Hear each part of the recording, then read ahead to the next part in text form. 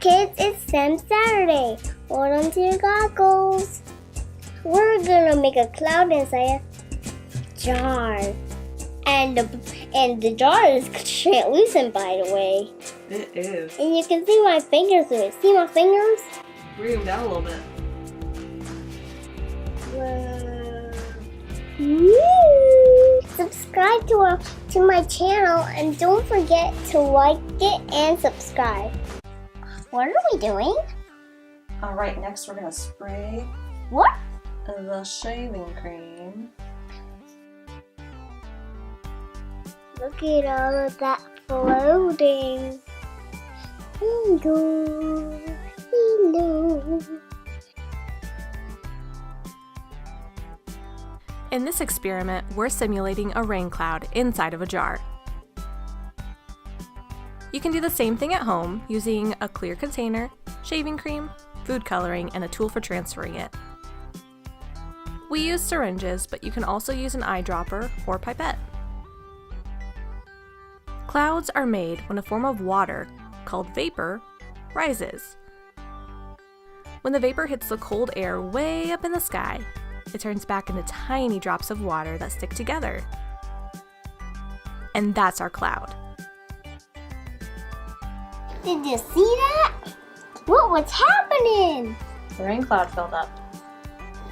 What? The more water that rises, the fuller the cloud gets. Eventually, the cloud can't hold any more, and the water comes pouring out. That's what we call rain. In our jars, the shaving cream is like the cloud, thick but fluffy, and it can hold a certain amount of water before releasing it. Once the shaving cream cloud is too full, we see our colorful rain drizzling into the water below.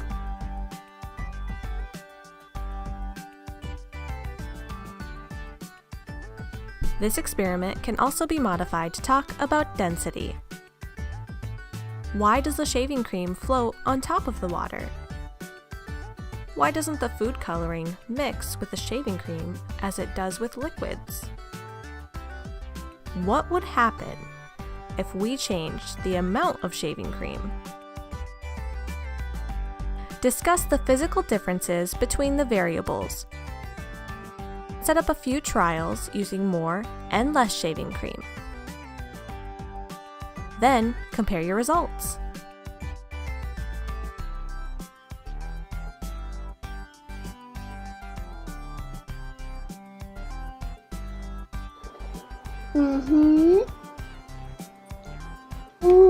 Don't forget to like and subscribe to my channel. Thanks for watching. Bye.